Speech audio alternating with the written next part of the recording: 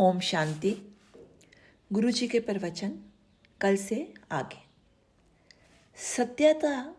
सत्यता से लोग डरते क्यों हैं? आजकल तो है ही झूठ का व्यापार। सब सोचते हैं कि झूठ बोलो और काम निकालो, पर गहराई से सोचो तो पाओगे कि सत्यता एक बहुत बड़ी शक्ति है।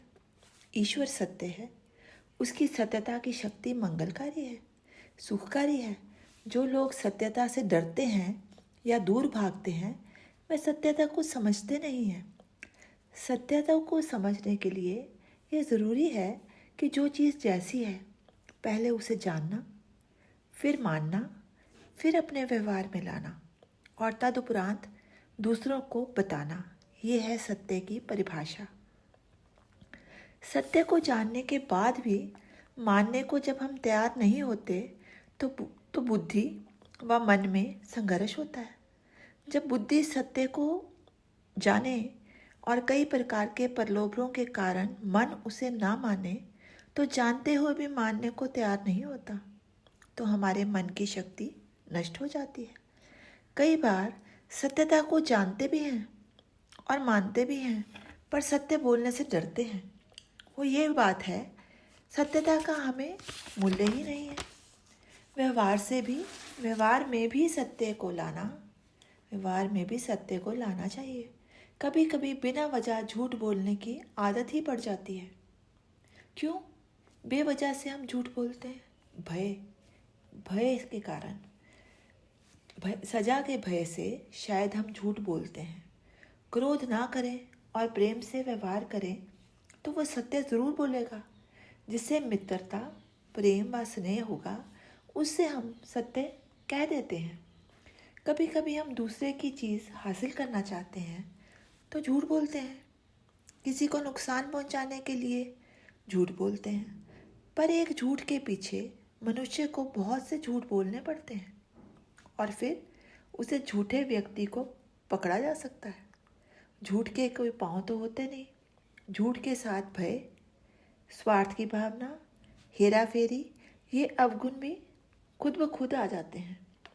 जो सत्यता के मार्ग पर होता है वह निर्भय होता है, सरल होता है, निस्वार्थ होता है और इन गुणों को अपनाने में वह अधिक मेहनत भी नहीं करता।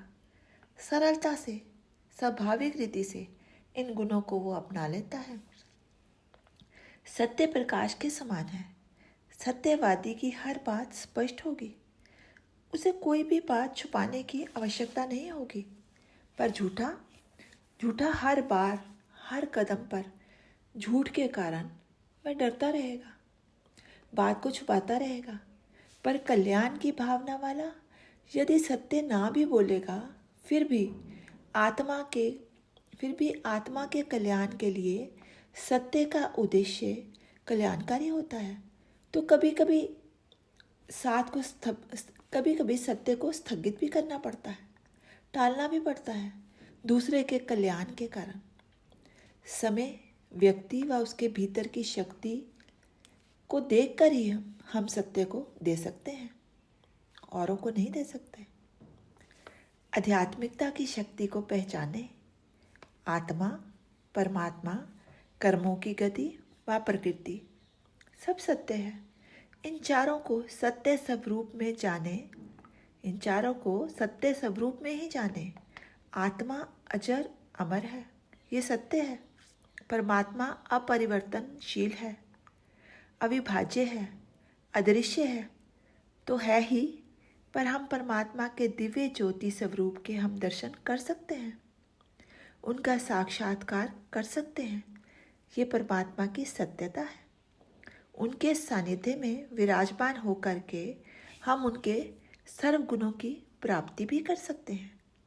इसी प्रकार प्रकृति भी सत्य है। प्रकृति अपने असली स्वरूप में सुख स्वरूप ही है। पांचों ही तत्व अपने असली रूप में सुख स्वरूप ही है। आकाश, वायु, अग्नि, जल व पृथ्वी सब सुखकारी हैं, इसलिए इन सबको देवताओं के रूप में माना गया है। ये सब स्वयं ही कर्म करते हैं। जो स्वयं करे वह देवता है, जो कहने से करे वह इंसान है और जो कहने से भी ना करे वो हैवान है। ओम शांति शेष कल।